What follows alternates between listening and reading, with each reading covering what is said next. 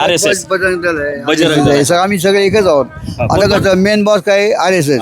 तिकडे आम्ही शिक्षण देतो, तिथं माणसं तयार करतो. मग तुम्ही काय करा भाऊ, ते यांचं काम करा.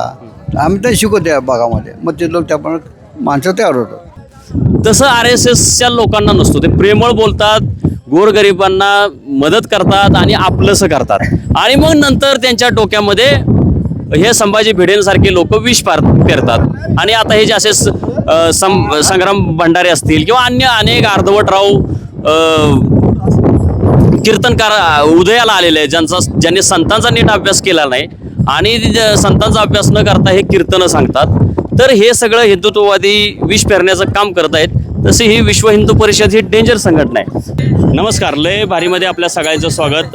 तुम्ही बघा RSS किंवा RSSशी संलग्नित ज्या त्यांच्या वेगवेगळ्या शाखा आहेत, वेगवेगळ्या संघटना आहेत, त्या कसं काम करतात ते बघा. मी तुम्हाला गंमत दाखवतो. माझ्या पाठीमागे बघा ॲम्ब्युलन्स आहे. ॲम्ब्युलन्सवर काय लिहिलं आहे? पुणे महानगरपालिका रुग्णवाहिका. म्हणजे ही रुग्णवाहिका पुणे नगरपालिकेची आहे असं कुणालाही वाटेल आणि ते असणारच आहे.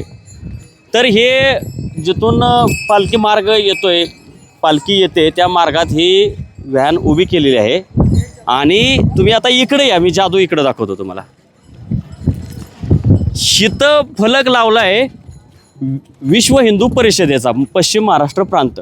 म्हणजे ही रुग्णवाहिका या रुग्णवाहिकेमार्फत म्हणजेच पुणे नगर महापालिकेमार्फत वारीतील लोकांना आरोग्याची सुविधा दिली जाते का विश्व हिंदू परिषदेमार्फत? हे मोठा संभ्रमाचा प्रश्न आहे. तर आपण यांना विचारूया. मॅडम, मला सांगा की ही विश्व हिंदू परिषदेची सुविधा आहे की पुणे नगर महापालिकेची? विश्व हिंदू परिषद, पण पुणे महानगरपालिकेने आम्हाला सपोर्ट केला. ॲम्ब्युलन्स त्याला द्यावी लागते ना, त्यांच्या मदतीने पण शिवाय कसं होणार? त्यांची तुम्ही मदत घेतली, पुणे तुम्ही स्वतःही करू शकता ना? आम्ही स्वतःही करू शकतो. आमच्या स्वतःची आहे ना, आमची स्वतःची पण एक आहे आणि एक महानगरपालिकेची असे. धन्यवाद. म्हणजे पुणे नगर महापालिका आणि विश्व हिंदू परिषद यांचा कंबाईन मार्ग आहे. डॉक्टर कुणाचे आहेत? डॉक्टर मी स्वतःच आहे. तुम्ही कुठे मी मुंबईला असते. अच्छा, कुठल्या हॉस्पिटल? माझं स्वतःच हॉस्पिटल प्रायव्हेट. मी मुंबईतच आहे. आम्ही कार्यकर्ते आहोत. तुम्ही कार्यकर्ते? काय हे 100-150 मी सांभाळतो सगळे. अच्छा. हे जबाबदारी माझं. हे सगळ्यांना गोळा करायचं, कार्यकर्ते आणायचे, डॉक्टर गोळा करायचे, याला लागणारं सगळं साहित्य जे आहे, निधी जे सगळी व्यवस्था माझी. 2 वर्षावर माझं हे काम चालू असतं. म्हणजे तुम्ही दरवर्षी दिंडीमध्ये येता? दरवर्षी इथं असतो. आणि ह्याच्या गाड्या आणतो आम्ही. असं कोणाला तरी बघतो, ह्याला भाडं द्यावं लागतं ना. मग काय करतो, एखादा मला बघतो काय असं साहेब, तर आमच्या गाडी घ्या. म्हणजे एक गाडी दिली, चला आम्ही पण डिझेल खर्च आमचा. बरोबर. बाकी सगळं ते करतात. डिझेल ड्रायव्हर ते आमच्याकडे. आणि डॉक्टर हे कर्मचारी ते असं कोणाला मानधन नाही, स्वतःहून इथं काम करायला येतात स्वेच्छेने. असं आहे. आणि मग त्यासाठी किती डॉक्टर आहेत? डॉक्टर 2 डॉक्टर आहेत आणि 2 नर्स आहेत आणि एक परिचारिका आहे. साधारण किती लोकांवर तुम्ही उपचार करता? आणि रोजचे 1000 होतात. रोजचे 1000 मध्ये जातात सकाळपासून संध्याकाळपर्यंत. पण नुसतं नाही, त्याला इंजेक्शन आहे, सलान आहे, जे जखम बांधले जातात वगैरे सगळं कामे केलं जातात. मॉलिश केली जाते. ते पण होतं आमच्याकडे. असं आम्ही काम. तुमचं नाव काय? यशवंत राणा देशपांडे, चिंचवड, पिंपरी चिंचवडच्या परिषद कार्यकर्ता.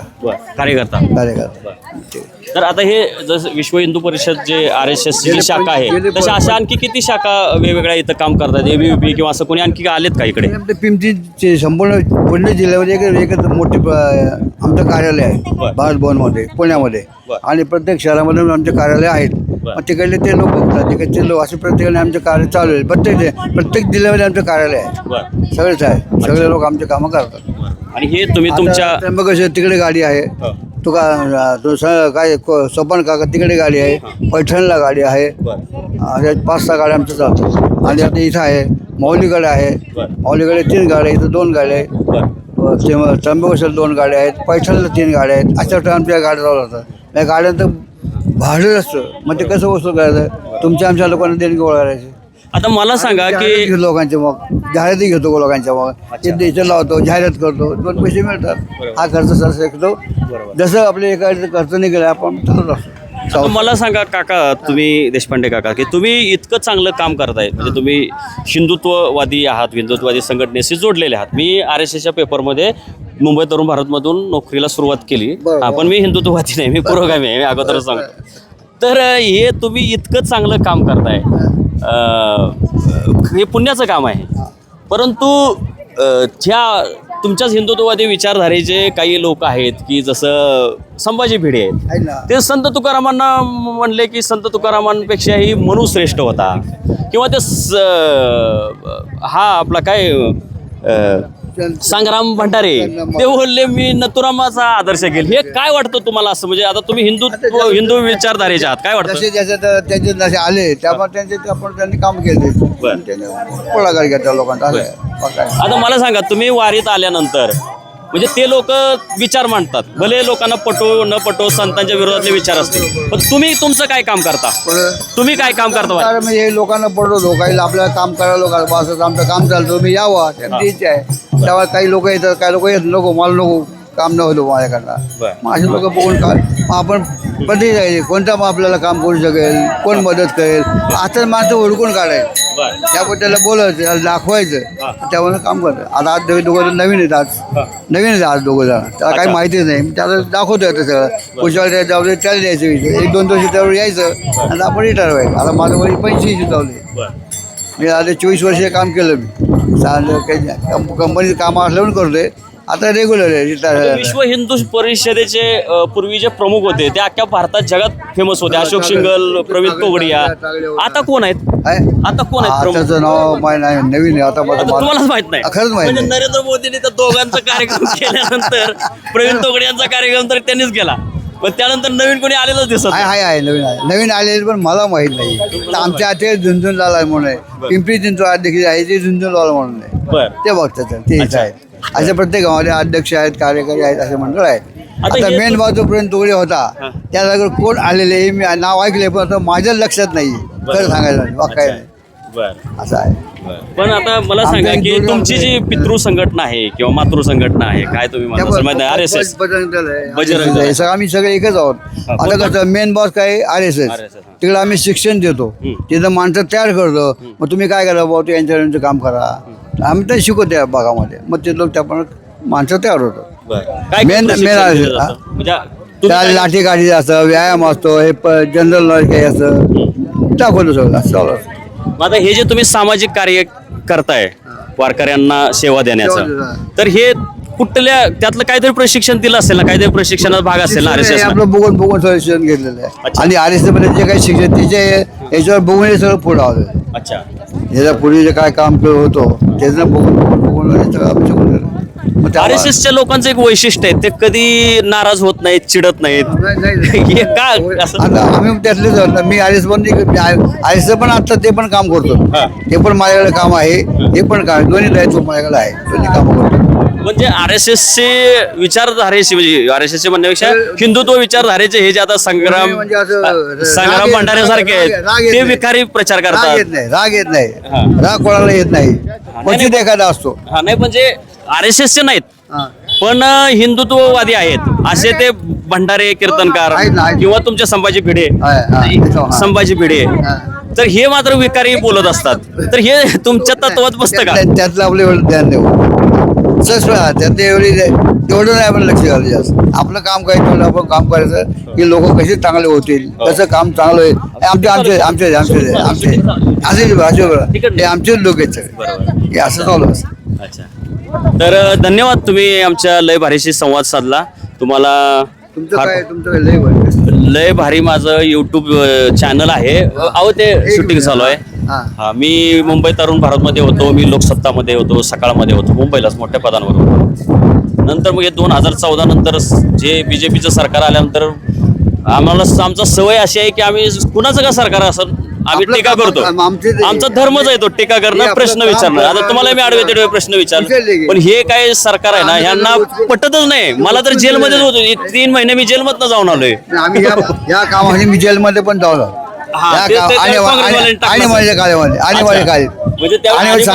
संघावर जेव्हा बंदी होती त्याचं आमचं काम चालू होतं. बर पण कसं गुपचूप काम चालू होतं, वेशांतर जेलमध्ये जाऊन आला. 2-3 दिवस जाऊन आलं ना, बाहेर आलं. काय ठपका ठेवला होता तुमचा? बरं, म्हणजे हे काय काम कारण? करतो म्हणून. अच्छा. हे काम तुम्ही का करता असं यासाठी होत होते. ते नरेंद्र मोदी बोलले होते जे आणीबाणीच्या याच्यामध्ये जेलमध्ये गेले होते, त्यांना पेन्शन सुरू करणार झाली का? चालू आहे चालू आहे. चालू किती आहे. पेन्शन मिळते? जे 8 दिवस होते त्यांना 5,000 आहे हा. आणि 8 दिवस 15 महिन्याच्या पर्यंत बरं आहे त्यांना 10,000 आहे. अच्छा. आणि हे दर मला आम्हाला पेन्शन मिळतं. समजा यावेळेला नाही मिळालं तर जेव्हा मिळेल नाही ते डबल मिळतं असं म्हणजे थांबत चुकवत नाहीत. अच्छा, मग मी 102 दिवस म्हणजे 3.5 महिन्यापेक्षा मी जास्त दिवस तुरुंगात जाऊन आलोय. म्हणजे भविष्यात कुठलं तरी सरकार आलं तर मला पेन्शन मिळू शकेल असं नक्की मिळणार नक्की तर मिळणार. असं आशा धरायला काही हरकत नाही. नोंदी असं नक्की मिळणार. म्हणून ते आहे ना कोर्टाने वगैरे सगळं कोर्टात कोर्टात राहिलोय, जेलमध्ये राहिलोय मला. तू जास्त काय ना 2 दिवस पण ते बोलते. आम्हाला सांगितलं भाऊ मला भाऊ म्हणतो तुमचं नाव असं यादीमध्ये आहे. सातारा होते सातारा संपूर्ण सातारा मला ओळखतो भाऊ या नावाने.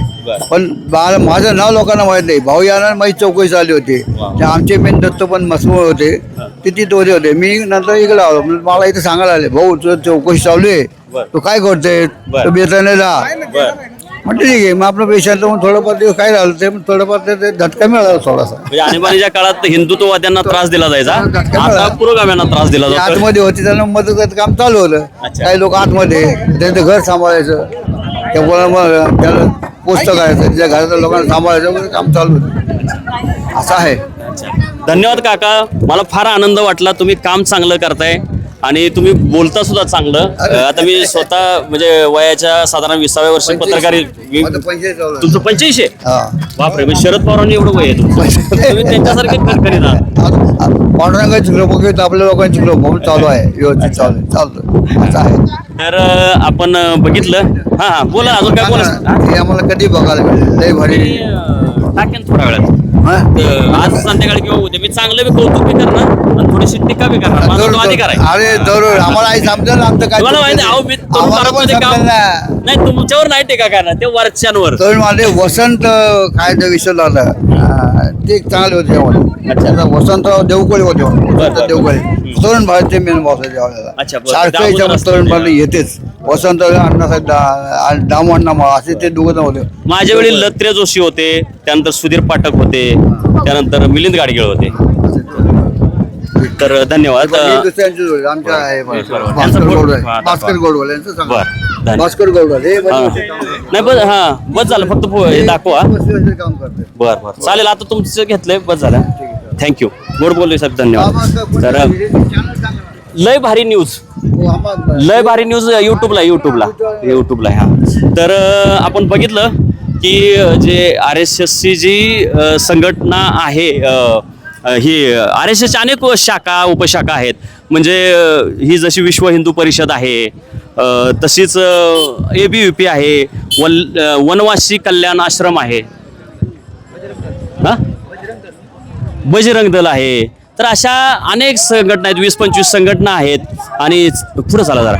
तर यातल्या ज्या अनेक संघटना अशा असतात की ते हिंदुत्व, त्यांचे कार्यकर्ते हिंदुत्ववादी जरी असले तरी ते काय संभाजी भिडेसारखे विखारी प्रचार करत नाहीत. म्हणजे मी स्वतः RSSच्या पेपरमध्ये काम केलेलं आहे. मी काय कधी RSSचा झालो नाही, कारण ती विषारी संघटना असल्यासारखंच आहे ते. तर त्यामुळे मी त्या कधी संघटनेच्या आहारी गेलो नाही किंवा त्यांच्या संघटनांच्या आहारी गेलेलो नाही. परंतु हे लोक काम करतात, तळागाळात जाऊन काम करतात, अतिशय चांगलं काम करतात. म्हणजे हे पुरोगामी विचारधारेची ज्या संघटना आहेत ह्यांना लाज वाटली पाहिजे की तुम्ही ह्या RSS कडनं काहीतरी शिका. तुम्ही ह्यांच्या नावाने नुसतं बोंबलता, शिमगा करता, ठोठो करता, पण ह्यांच्याकडनं शिका की हे कसं काम करतात.